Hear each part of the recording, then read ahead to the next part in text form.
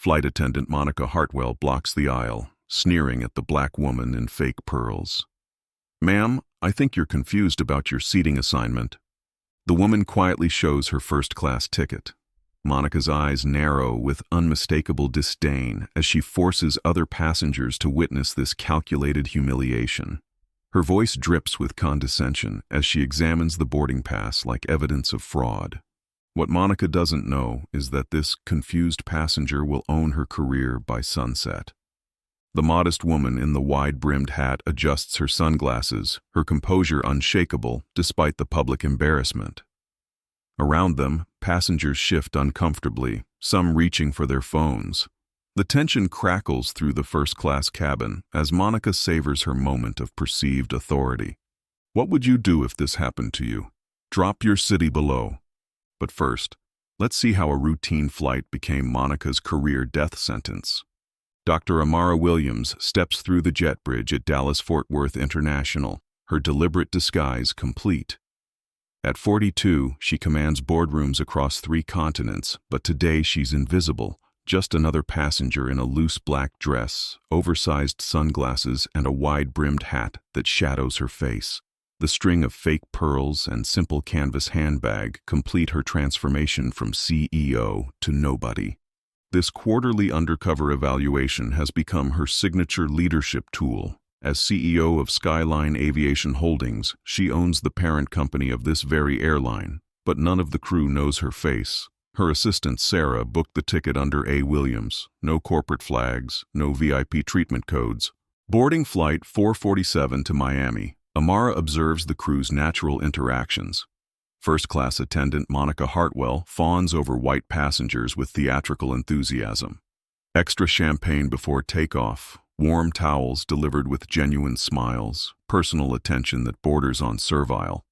The contrast becomes stark when an elderly black man in 3B struggles with his carry-on bag. Monica glances up from her magazine, rolls her eyes, and returns to reading without offering assistance. When a white businessman nearby makes the same request, she springs into action immediately. Amara settles into seat 2A, taking mental notes on her phone.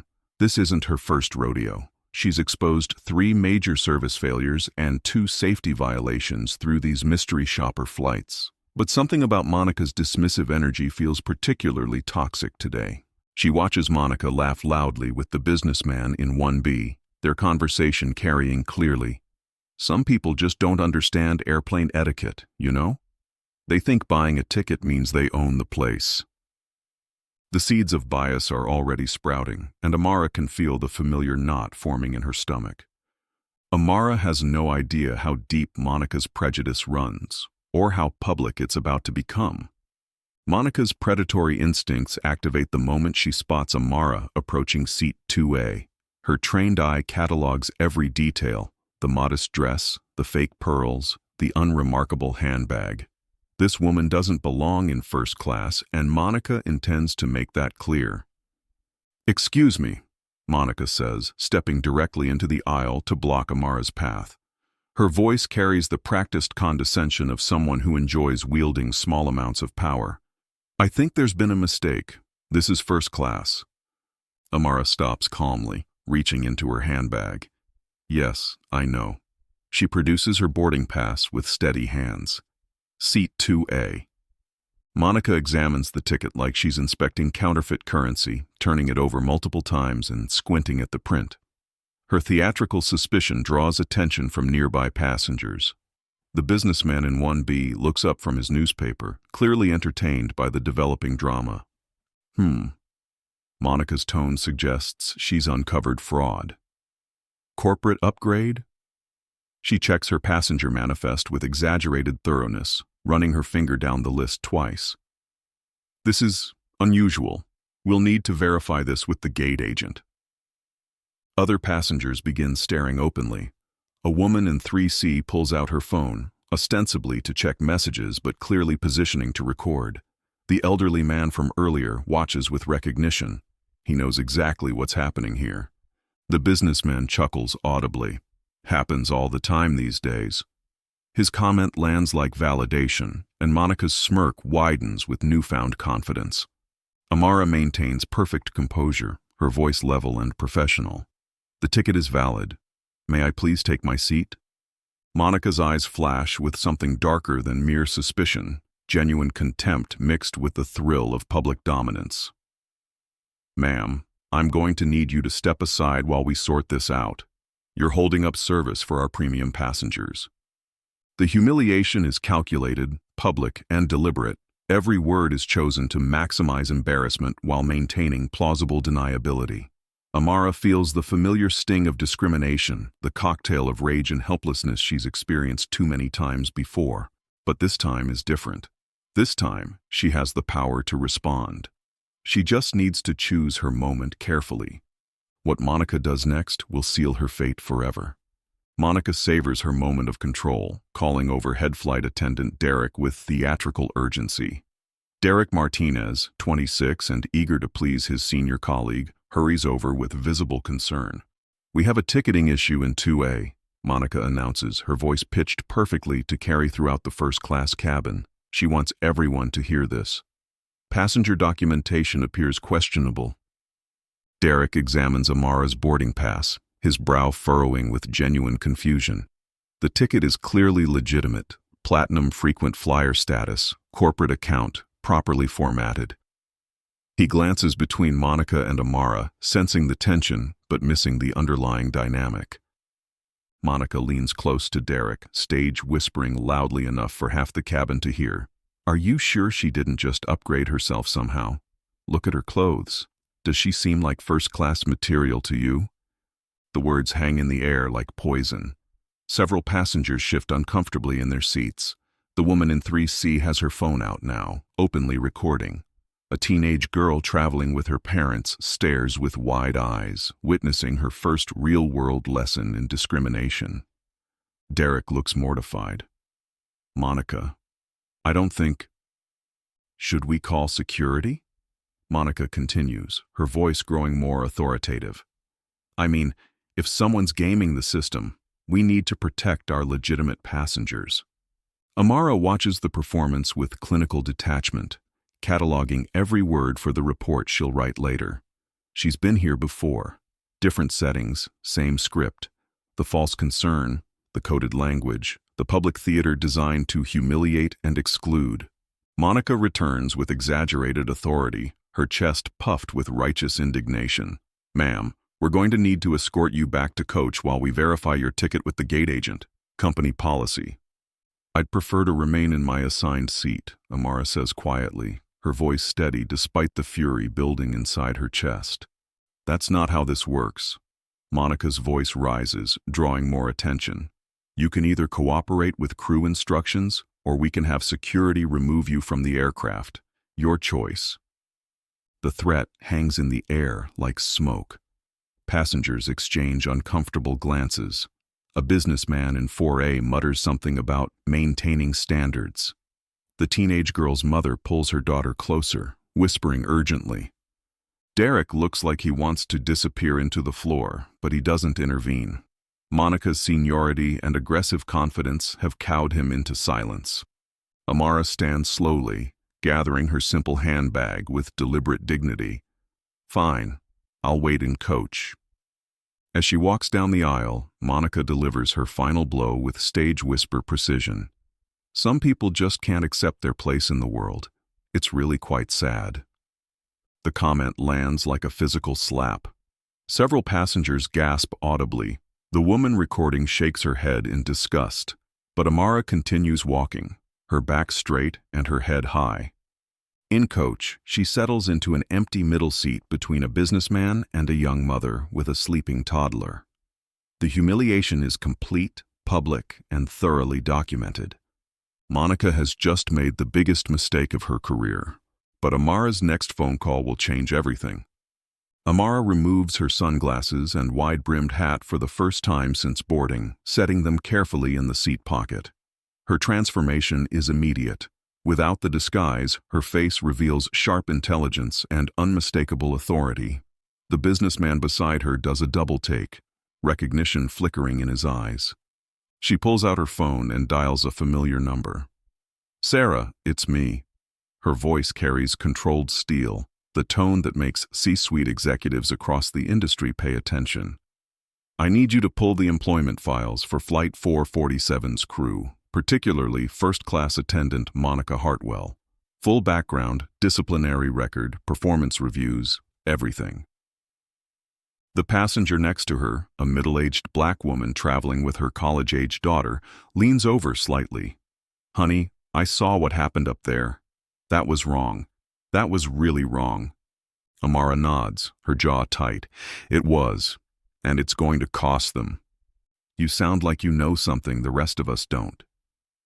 Amara's smile is cold and precise. "I know exactly who I am." She continues her conversation with Sarah, her assistant of 8 years who's witnessed these undercover operations before. "Also contact legal immediately. We'll need complete documentation of today's incident for the termination proceedings. Have them prepare a comprehensive discrimination case file." Her fingers fly across her phone screen, texting her head of HR. "Emergency board meeting tonight. Major discrimination incident on Flight 447. Prepare full presentation on crew diversity training failures and management oversight gaps." Meanwhile, in first class, Monica is holding court. She regales Derek and nearby passengers with her version of events, painting herself as the guardian of airline standards. "You have to be firm with people like that," she tells the businessman in 1B. "Give them an inch, they'll take a mile." Derek shifts uncomfortably, but says nothing. He's seen Monica target passengers before, always minorities, always with the same playbook of suspicion and condescension. But she's been with the company for 12 years, has seniority, knows how to document her actions to appear justified. "The thing is," Monica continues, warming to her theme, "some people think buying a ticket entitles them to act however they want. But there's still a hierarchy, you know, standards matter." She has no idea that her victim is already orchestrating her professional destruction from seat 24B, 3 rows behind a crying infant and a broken tray table. Amara sends one final text to her head of operations. "Jim, I need you to meet Flight 447 at Miami International. Terminal B, Gate 12. Bring security and legal representation." The response comes immediately. "What's the situation, boss?" "Employee misconduct. Serious enough for immediate termination and potential federal civil rights violations." Monica's celebration is about to become a career funeral. An hour into the flight, Amara rises from her coach seat and walks purposefully toward first class. She's forgotten her reading glasses in the overhead compartment above her original seat, a perfectly reasonable request that will serve as Monica's final test. Monica spots her immediately, intercepting her before she reaches the first-class cabin. "Ma'am, I told you this section is off-limits to coach passengers. Company policy." "I just need to retrieve my reading glasses from the overhead compartment," Amara says calmly, gesturing toward bin 2A. "Their prescription. I'll be quick." Monica's eyes light up with the opportunity for another public power display. "Should have thought of that before you got yourself downgraded. That's not my problem." Her voice carries clear satisfaction, drawing attention from passengers throughout both cabins. The divide between first class and coach becomes a theater stage, with Monica as the self-appointed enforcer of invisible boundaries. Derek approaches nervously, recognizing the escalating tension. "Monica, maybe we could just let her grab her glasses. It'll take 2 seconds." "No." Monica cuts him off sharply, her authority absolute. "Rules are rules, Derek. We start making exceptions. Where does it end? Next thing you know, every coach passenger will be wandering through first class claiming they forgot something." Amara looks directly at Monica, her voice steady and precise. "What's your full name?" The question catches Monica completely off guard. Her confident expression flickers with confusion. "Excuse me? Your full name? For my report." Monica laughs, the sound sharp and incredulous. "Your report? To who exactly?" Amara's smile is enigmatic, holding secrets Monica can't begin to imagine. "You'll find out." The cryptic response sends an unexpected chill through Monica's confidence. but pride won't let her back down now. She's too invested in this performance, too committed to demonstrating her authority to the watching passengers. "Security to first class," she announces over the intercom, her voice carrying throughout the aircraft. Within minutes, Air Marshal Jennifer Santos appears, a professional woman in her 40s who immediately senses the toxic atmosphere. Her trained eye takes in the scene: agitated flight attendant, composed passenger, uncomfortable witnesses. What seems to be the problem here? Monica launches into her prepared narrative: disruptive passenger, invalid ticket verification, refusing to follow crew instructions, now attempting to access restricted areas. Her version is polished, practiced, designed to paint herself as the reasonable authority figure dealing with an unreasonable customer. The air marshal looks at Amara, who simply says, "I'm returning to my assigned coach seat now." Monica has just involved federal security, the mistake that will haunt her forever. Monica's power trip reaches its crescendo as she basks in the validation of federal law enforcement backing her decisions. She makes additional announcements about passenger compliance and appropriate behavior, her voice carrying unmistakable smugness throughout the aircraft. Emboldened by her perceived victory, she begins targeting other minority passengers with excessive scrutiny. A young Latino businessman in 2D asks for extra peanuts during snack service. Monica's response is swift and condescending. "One package per passenger, sir. We have strict policies about food distribution." 2 minutes later, the white passenger in 1B receives 3 packages of peanuts without even asking, along with an apologetic smile about the limited selection in flight. Derek watches this exchange with growing discomfort. "Monica, maybe we should..." "Should what? Let them walk all over us?" Her mask has completely slipped now, revealing the ugliness beneath her professional facade. Someone has to maintain standards on this aircraft. Someone has to enforce the rules. An elderly Asian woman in 1C asks for assistance adjusting her air vent. Monica glances over dismissively. "The controls are clearly marked, ma'am. I'm sure you can figure it out." When the businessman in 1B makes the same request 5 minutes later, Monica hurries over with tools and personal attention, adjusting the vent and checking his comfort level twice.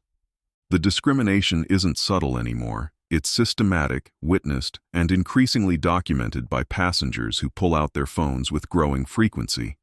In coach, Amara watches through the curtain divide, her phone buzzing with rapid-fire texts from her legal team. Files ready for review. Board convening at 8 p.m. Media strategy prepared. Federal civil rights attorneys on standby. She places another call to her head of operations. "Jim, when you meet the flight, I want a complete crew manifest and passenger manifest. We'll need witness statements from everyone who observed this behavior." Should I alert the union representative? This won't require negotiation. Monica, overhearing fragments of phone conversation, approaches Amara's coach seat with renewed aggression.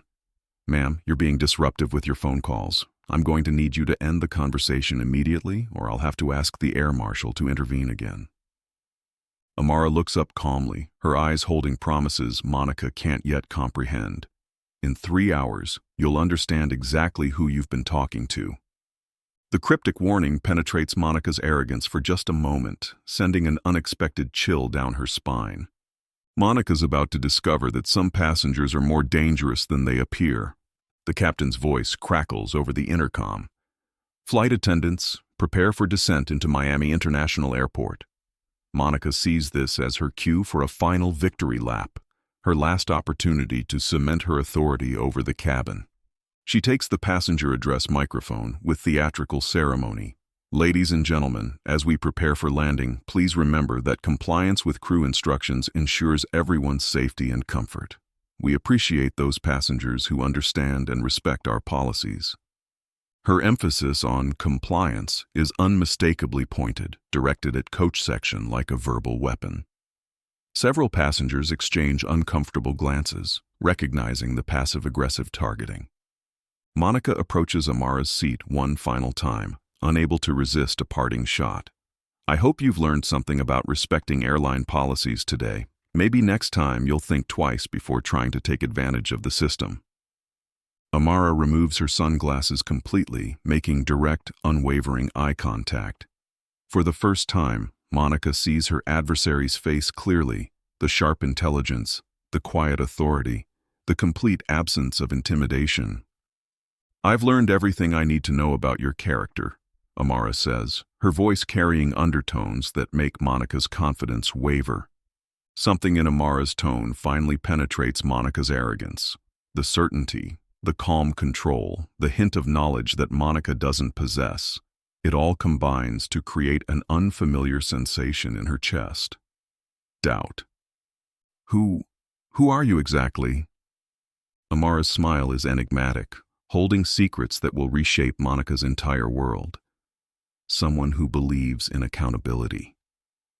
Derek overhears the exchange and approaches quickly, sensing the shift in atmospheric pressure. "Monica, maybe we should just focus on landing procedures. We've got a short turnaround in Miami." But Monica's paranoia is building like a thunderstorm. She notices more passengers recording with their phones, whispering to each other, pointing in her direction. The atmosphere has shifted from supportive to suspicious, and she can't understand why. She retreats to the galley, suddenly uncertain. "Derek, run that passenger's name through the manifest again. Something's not right here." Derek checks the system reluctantly. "A. Williams, frequent flyer, platinum status, corporate account. Everything looks legitimate." "What does the A stand for?" Before Derek can access the detailed passenger information, the plane touches down with mechanical precision. Through the small galley window, Monica sees an unusual sight that freezes her blood. Multiple black SUVs waiting on the tarmac, along with airport security vehicles and several people in expensive business suits. Her throat goes dry. The ground crew waiting outside will change Monica's entire life forever. As passengers begin gathering their belongings and preparing to deplane, Amara stands and addresses the first-class cabin with clear, commanding authority. Her voice carries the unmistakable tone of someone accustomed to boardrooms and corporate presentations. "Ladies and gentlemen, before you depart, I need to make an announcement. My name is Dr. Amara Williams. I'm the Chief Executive Officer of Skyline Aviation Holdings, the parent company that owns this airline." The cabin falls into absolute silence. Monica's face drains of color as the words register. Derek drops the trash bag he's holding. Passengers throughout both sections strain to hear every word. Amara continues, her voice carrying the authority she's concealed all day. "What you witnessed today was part of a quarterly evaluation I conduct personally, traveling undercover to assess service quality, employee conduct, and adherence to our company's values of dignity and respect for all passengers." She looks directly at Monica, who stands frozen in the galley entrance like a deer caught in headlights. "Ms. Monica Hartwell, your behavior today violated every principle of professional service, human dignity, and corporate policy our company stands for." Monica tries to speak, but no words emerge from her constricted throat. "The discrimination you displayed wasn't subtle or ambiguous. It was systematic, calculated, and witnessed by dozens of passengers. You targeted multiple customers based solely on their race, created a hostile environment, and abused your authority to humiliate people who deserved your respect." Derek stares in horror, finally understanding the magnitude of what he's witnessed and failed to stop. Several passengers pull out their phones again, this time to record the dramatic revelation. More concerning, this appears to be a pattern of behavior. My legal team has already reviewed your employment file during this flight. 3 previous complaints of discriminatory behavior, all inadequately addressed by middle management. That failure ends today. Amara moves toward the aircraft exit, her simple disguise now revealed as calculated strategy. Every element, the modest dress, the fake pearls, the unremarkable accessories, was designed to test whether Monica would treat her with basic human dignity, regardless of perceived status. The gentlemen waiting outside are from our corporate security team, along with legal representatives and airport authorities. Your employment with this company is terminated effective immediately. along with any employees who enabled or failed to report your discriminatory conduct. Monica finally finds her voice, desperation cracking through her shock. You can't do this. You tricked me. This isn't legal. I gave you multiple opportunities to demonstrate basic human decency and professional behavior. You chose contempt, discrimination, and cruelty instead. Every interaction was your choice, Ms. Hartwell. The power dynamic has completely reversed. Monica, who wielded her authority with such calculated cruelty, now faces the consequences of her choices. The passengers who watched her humiliate others now witness her professional destruction. Please collect your personal belongings and prepare to be escorted from the aircraft. Your final paycheck will be processed according to company policy, minus any damages we recover through civil litigation. As Amara steps off the plane, the waiting team approaches with military precision. Her head of security nods grimly. Everything documented, ma'am. Legal team is prepared for any wrongful termination claims or union challenges. There won't be any valid challenges, Amara replies, her voice carrying absolute certainty. We have everything we need. But Monica's punishment is just beginning. Within hours, the story explodes across social media with nuclear intensity. Passenger videos showing Monica's discriminatory behavior, Amara's dignified responses, and the dramatic boardroom-style revelation spread across Twitter, TikTok, and LinkedIn. Skyline accountability trends worldwide, generating over 2 million posts in the first 12 hours. The Emergency Skyline Aviation Holdings board meeting convenes at 8 p.m. sharp in the company's downtown Miami headquarters. Amara presents a comprehensive analysis that goes far beyond Monica's individual misconduct. Using prepared slides and supporting documentation, she demonstrates how the incident represents systemic failures in hiring protocols, diversity training, management oversight, and corporate culture enforcement. The boardroom's massive screen displays Monica's disciplinary file in devastating detail. 3 previous discrimination incidents inadequately investigated, multiple passenger complaints dismissed without proper follow-up, performance reviews that praised her efficiency while ignoring witness reports of bias. Middle management protected her through connections and willful blindness. This isn't about one rogue employee, Amara explains to the assembled directors. This is about a culture that allowed discriminatory behavior to flourish unchecked. Monica felt comfortable acting this way because she believed there would be no consequences. The company's legal team, led by General Counsel David Park, outlines the potential exposure with clinical precision. Federal civil rights violations under multiple statutes, hostile work environment claims from employees who witnessed Monica's behavior, discrimination charges that could trigger Department of Transportation investigations. Monica's actions occurred in federal airspace involving interstate commerce. The penalties could be catastrophic. Major news outlets seize the story with unprecedented speed. CNN leads with, CEO goes undercover, exposes systemic airline discrimination. Fox Business focuses on corporate leadership and crisis management. The Associated Press distributes the story globally within 6 hours. Aviation industry trade publications scramble to analyze the implications for airline employment practices. Have you ever witnessed discrimination like this? Share your story in the comments. Social media amplifies every angle. The passenger who recorded Monica's initial confrontation becomes an overnight sensation. Her video viewed over 15 million times. Derek receives death threats for his failure to intervene, but also supportive messages praising his obvious discomfort with Monica's behavior. Competing airlines immediately convene emergency meetings to review their own discrimination policies and training programs. United Airlines announces enhanced bias training within 48 hours. Delta creates a new anonymous reporting system for employee misconduct. American Airlines establishes a customer dignity task force. The incident becomes an unwelcome mirror, forcing the entire industry to confront uncomfortable truths about service disparities. Skyline's HR department launches a comprehensive investigation into Monica's entire work history.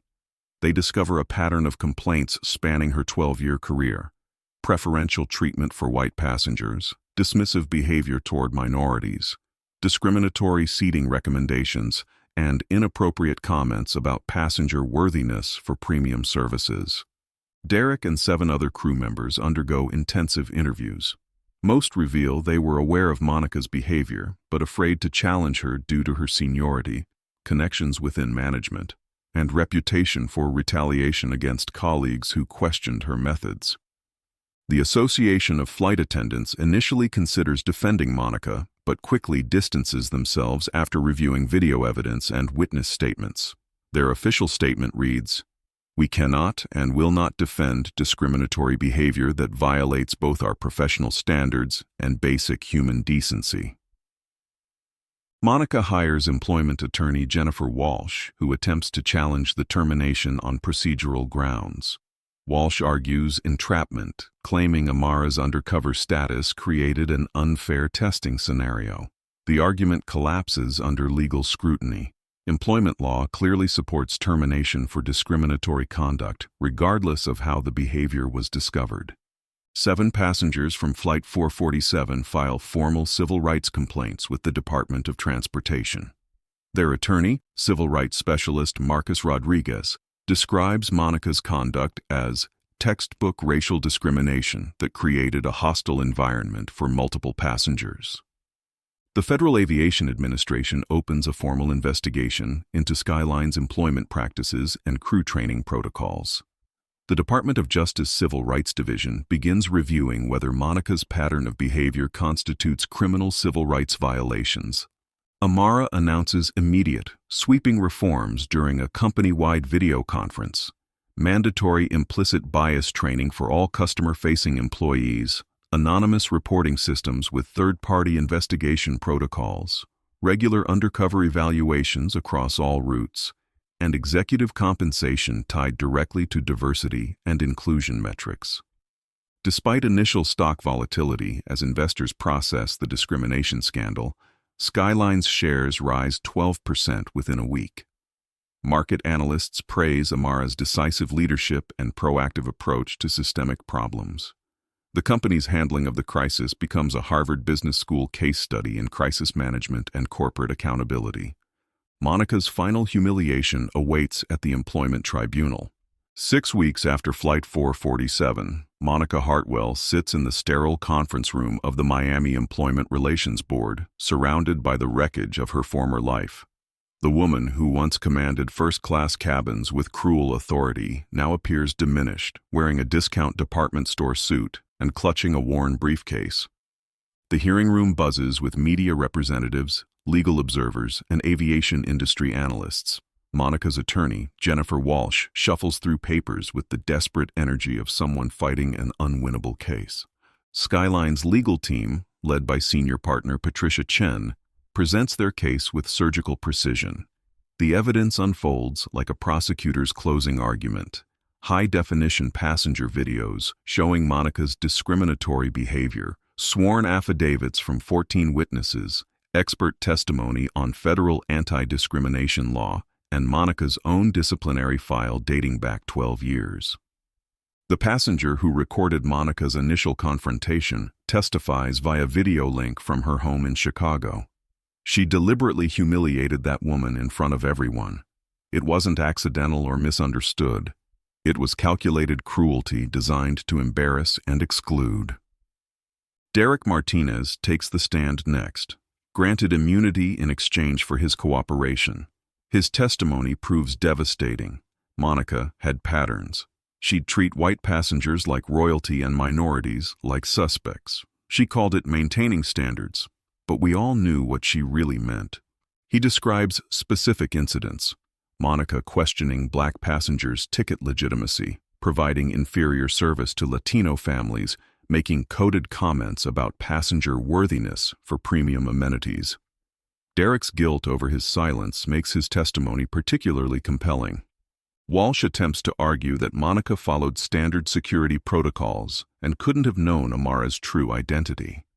The defense crumbles under cross-examination when Chen presents Monica's treatment of other minority passengers during the same flight. systematic discrimination that had nothing to do with ticket verification. Monica takes the stand in her own defense, a decision that proves catastrophic. Her testimony reveals no genuine remorse, instead painting herself as the victim of an elaborate corporate setup. She claims she was following company policies and couldn't have anticipated being tested by the CEO herself. "I was doing my job," Monica insists, her voice rising defensively. "How was I supposed to know she was someone important?" Chen's response cuts through the courtroom like a blade. "Ms. Hartwell, are you suggesting that discriminatory treatment is acceptable as long as the victim isn't someone important?"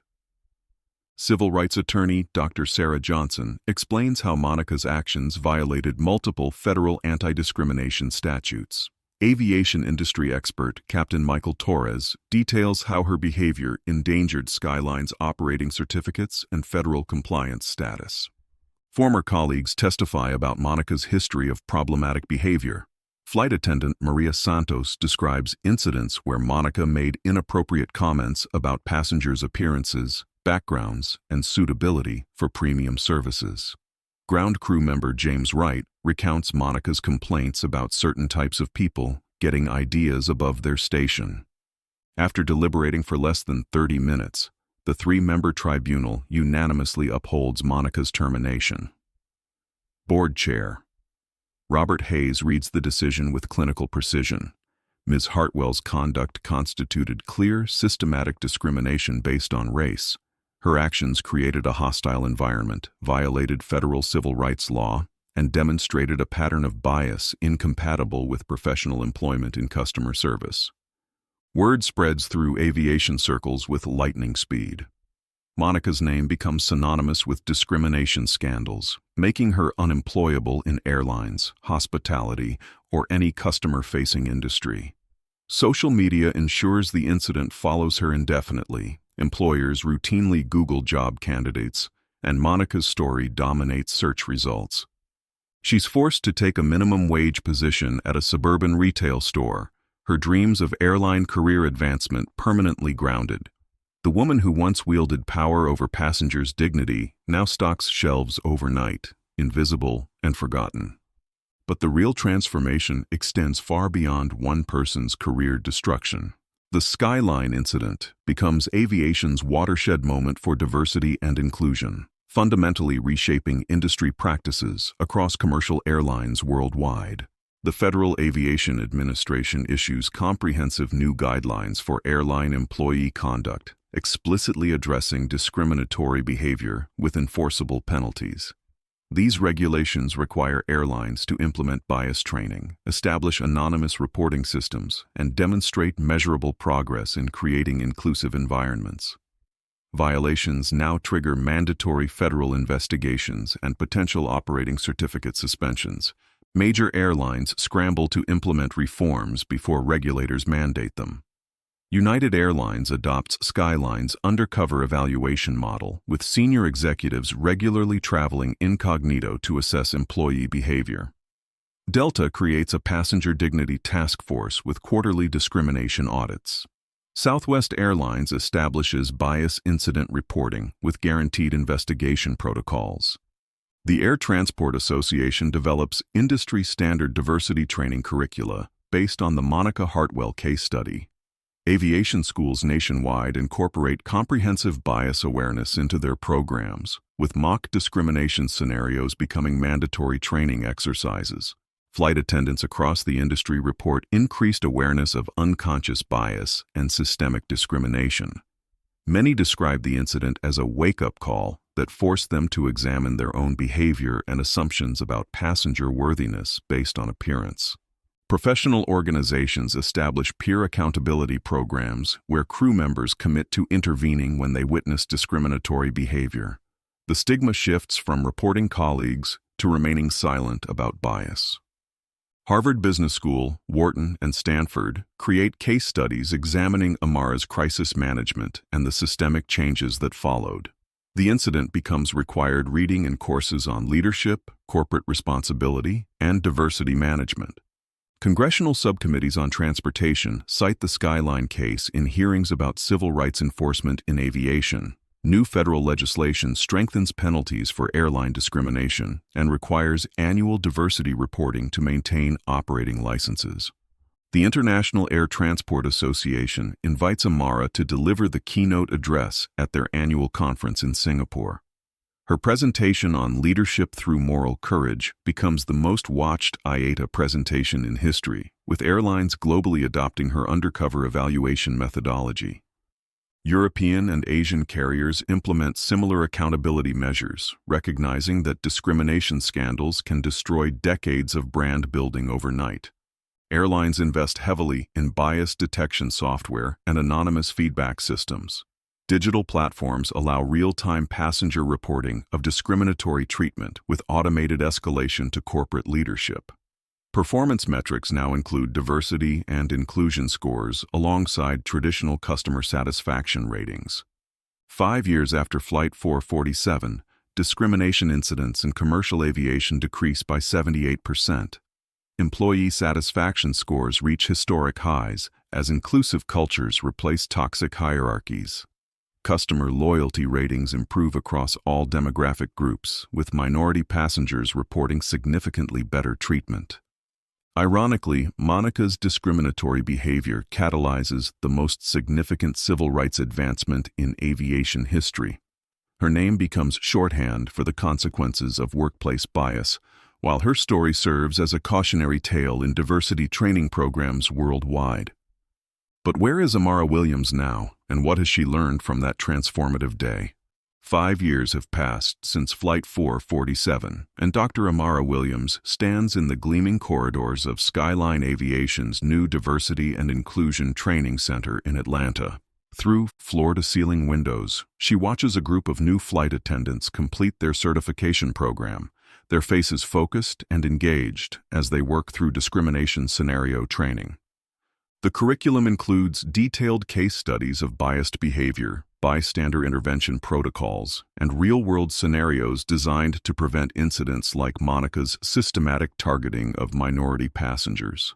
Every new hire spends 40 hours in this facility before touching an aircraft, learning that dignity and respect aren't optional corporate values. They're non-negotiable job requirements.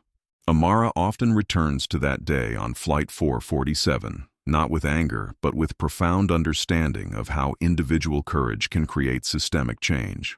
The humiliation still stings when she allows herself to remember Monica's calculated cruelty, but the transformation it sparked validates every moment of discomfort she endured.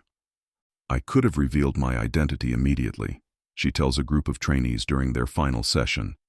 "But sometimes people need to show you who they really are when they think there are no consequences. That's when you see their true character." She pauses, watching recognition dawn in young faces as they absorb the lesson's deeper meaning. Leadership isn't about wielding power when it's convenient. It's about using your position to protect people who can't protect themselves. Skyline Aviation Holdings has become the undisputed industry leader in inclusive practices and employee satisfaction. Their voluntary turnover rate dropped to historic lows as toxic employees left and ethical leaders emerged. Customer loyalty scores consistently rank highest among major carriers, with passengers specifically citing respectful treatment as a key differentiator.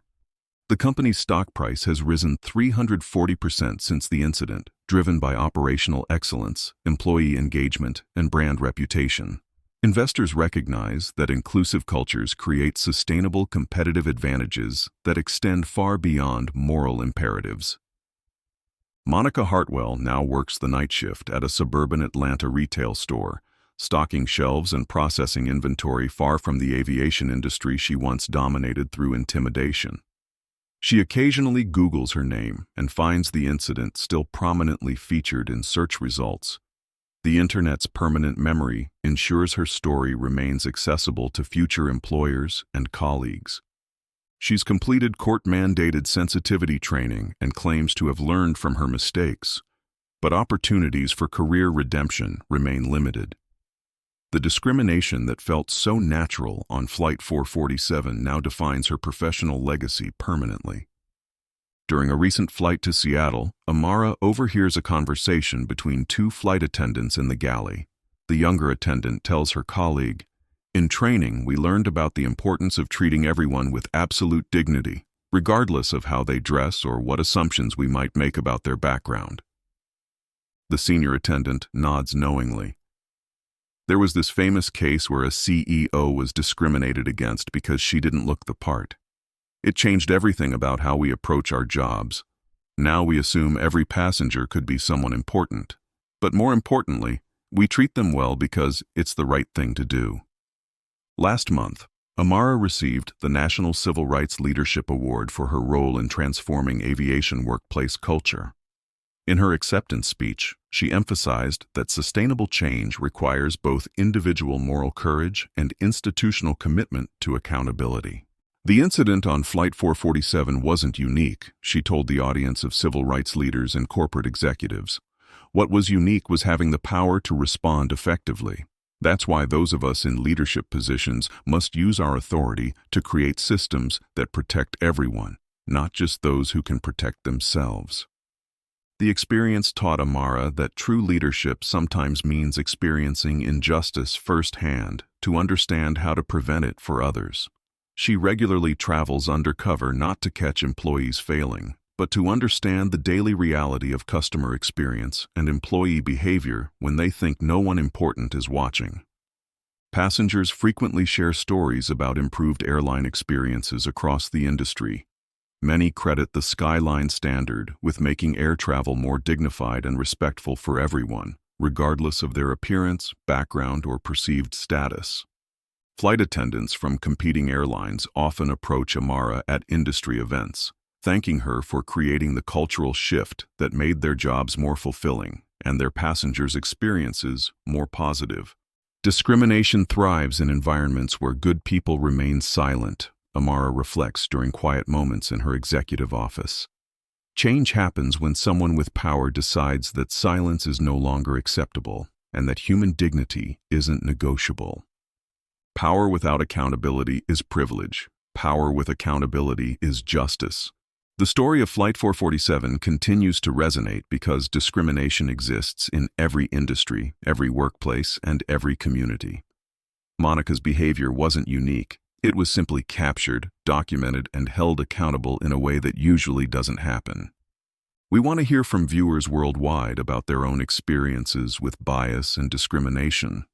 Have you witnessed behavior like Monica's? Have you been targeted the way Amara was? Your stories matter because they help others recognize these patterns and find the courage to respond. If you believe in the power of consequences for discriminatory behavior, share this story across your social media platforms. Tag someone who needs to understand that actions have consequences, that power comes with responsibility, and that treating people with dignity isn't optional. It's mandatory. Should more companies conduct undercover evaluations like Amara did? Vote in the comments for yes. If you think executives should regularly experience their companies from the customer perspective, for no, if you think this approach is unfair to employees. Subscribe and hit the notification bell if you want more stories about justice, accountability, and people who refuse to stay silent when they witness discrimination.